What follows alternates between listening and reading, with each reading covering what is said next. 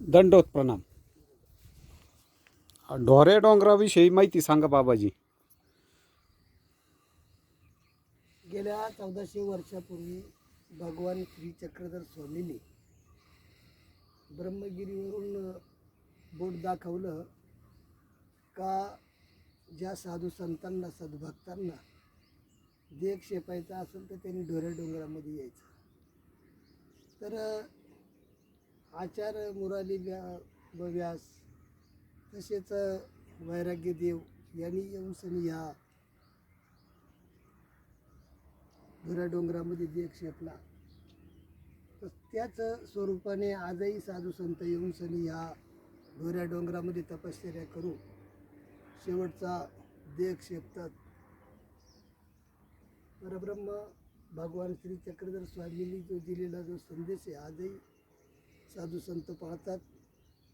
तसंच त्यांनी सांगितल्यावरूनच आमच्या दुधाडे काकांनाही यांनी इथे येऊन सनी या ढोऱ्या डोंगरामध्ये देह क्षेपला.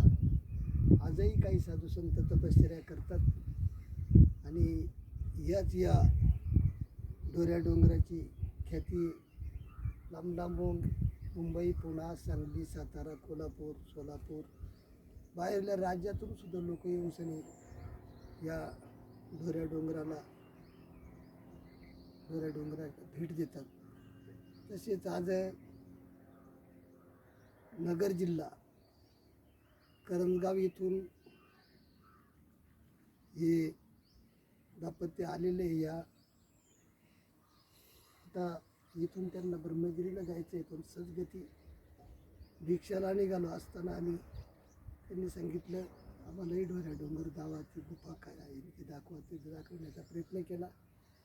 त्यांनी त्याचा स्वीकार केला. मी दत्तमुनी महानुभाव धोरेश्वर त्यांचं मनपूर्वक अभिनंदन करतो का परमेश्वर त्यांना उदंड आयुष्य देऊ आणि अशाच स्थानांची काही इतर ठिकाणांची त्यांना दर्शन हो, माहिती हो, हीच सदिच्छा व्यक्त करतो आणि परब्रह्म परमेश्वर भगवान श्री चक्रधर स्वामींच्या चरणी नतमस्तक हो